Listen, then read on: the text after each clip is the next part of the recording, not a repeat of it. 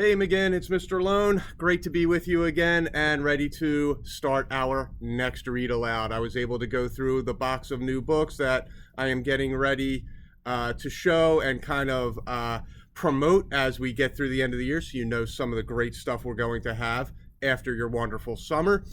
This one's fun, and a lot of the books here are fun. Let's face it, reading's a great thing. But this one is called The Book That Almost Rhymed, and I hope you get a nice few minutes of enjoyment out of this one. Here we go. The other day, I wrote this book. You won't believe how long it took. It rhymed and I was super proud.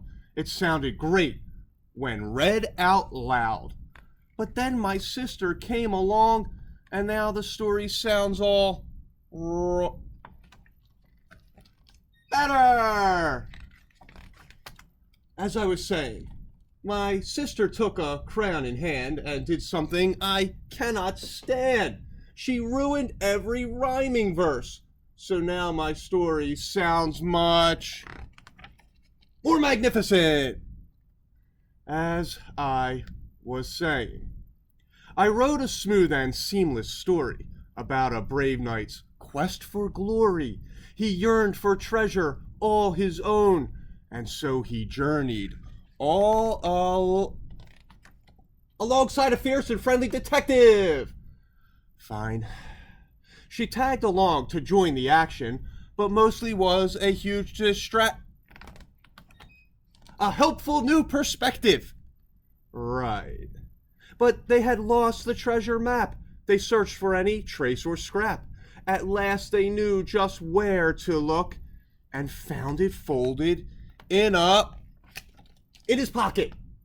Of course. Finally, the knight could lead. They rode upon his noble rocket. But that doesn't make any... okay. Whatever. They searched for treasure out in space, but never found the slightest trace. The crew stranded, empty-handed, returned to Earth and safely did a flip. Yikes.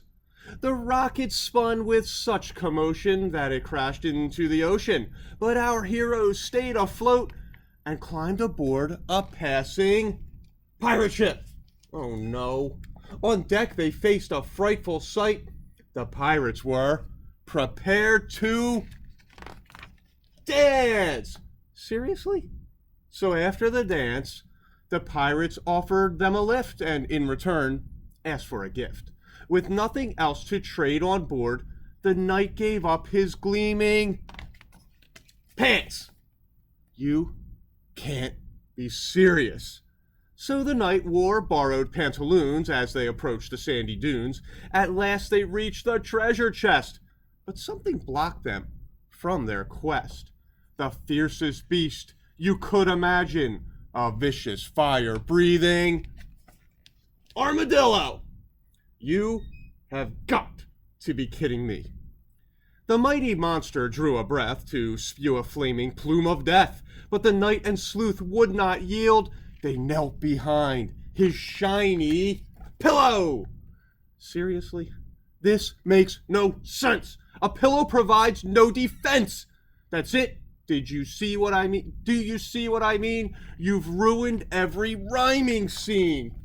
Knights carry shields, not fluffy pillows. Dragons breathe fire, not armadillos. And why would the knight trade his pants? Have you ever seen pirates dance?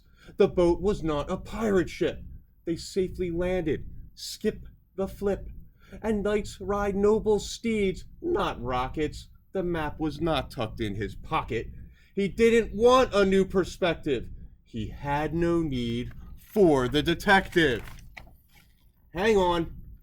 I see what's happened here. Your words did rhyme. This time it's clear. I just wanted to sound like you, to rhyme and talk the way you do, to learn all of the words you know and make mine go the way yours flow. Look at that, at last I see you're a rhythmic rhyming prodigy. In fact, when we work together, we make our story even better. But wait, there's still a problem left to solve. Our hero's fate is unresolved. They're trapped in quite a sticky spot. Hey, I have a wild thought. What if the knight tossed the pillow to distract the armadillo, curled himself into a ball, and crashed down in a mighty fall? The heroes rolled the beast away. Then the brave detective tickled.